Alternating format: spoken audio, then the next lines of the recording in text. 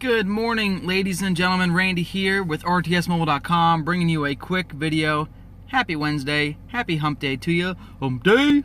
So today we're going to talk about the new patch. I'm going to get into some specifics today, and I'm going to talk about the more global impacts of the patch in a later video.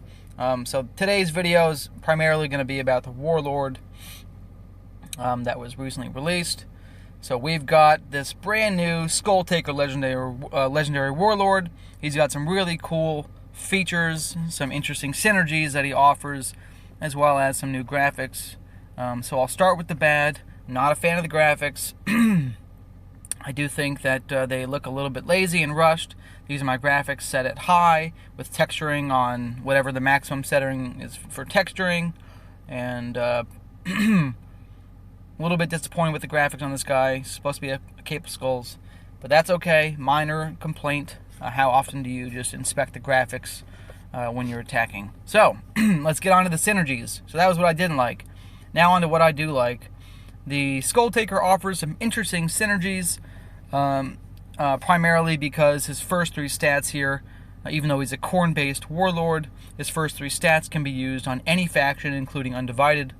So you can now have your Undivided infantry melee and monster health bonus all complement each other.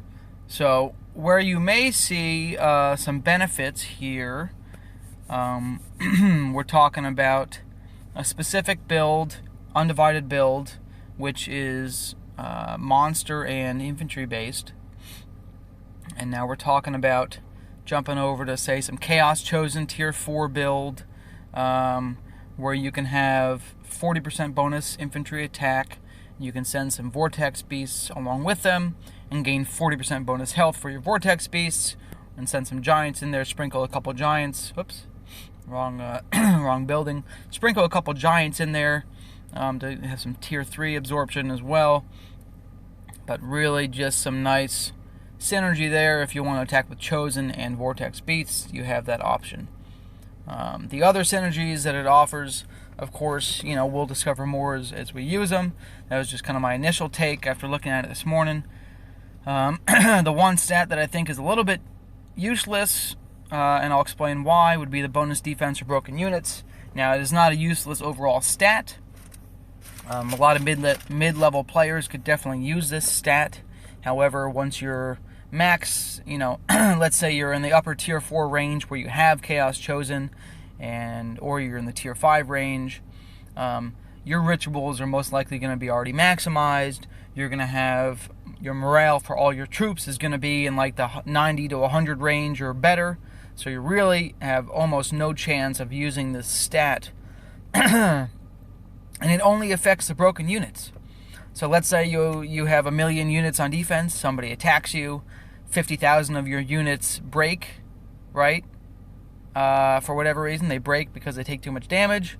Now you have 40% bonus defense for those 50,000 units. I mean, what is that really, what is that really giving you in the long run? So I don't really know if I like this guy for defense more than the Mounted Exalted Hero. Whoops. I think I like the Mounted Exalted Hero a little bit better, just because it has the health, but also all the damage. You can add this range damage bonus and melee attack bonus.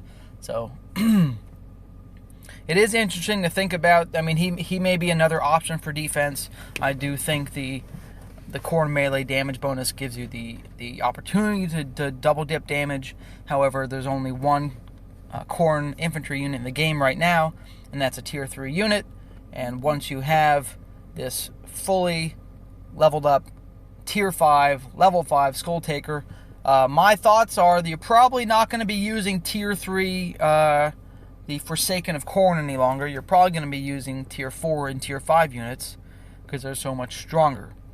And they gain tier bonuses, and they gain tier advantage, right?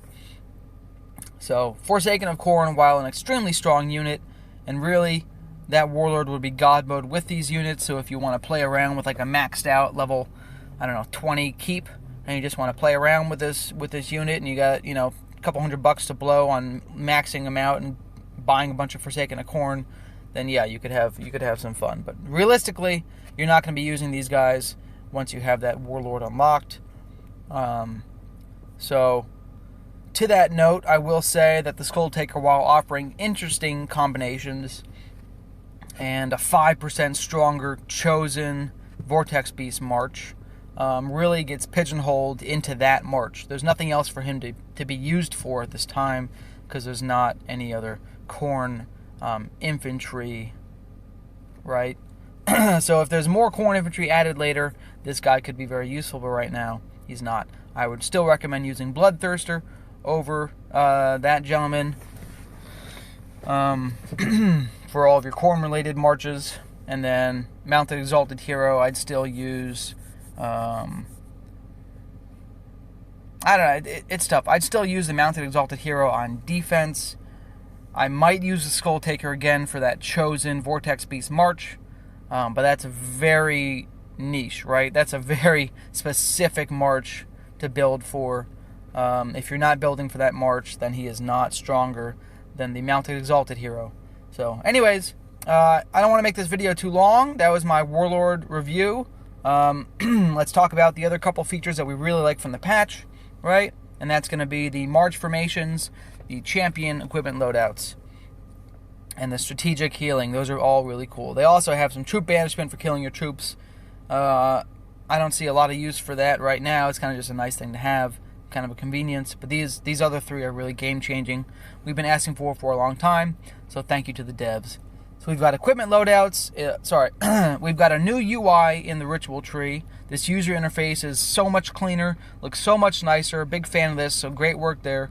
You have this new mastery rituals tree down here, where we can jump over and look at the equipment loadouts. So you can add additional equipment loadouts to your champion, which is great. Maximum of 4. You need keep level 25 to max this out. And then you have march formations, where you can have preset march formations, which is extremely nice. I love that. We're going to talk more about that in a later video. And then, oops, I clicked out of that. And then you've got the strategic healing, which is kind of a sleeper. I don't know if anybody really... I haven't seen requests for this in the suggestions channel.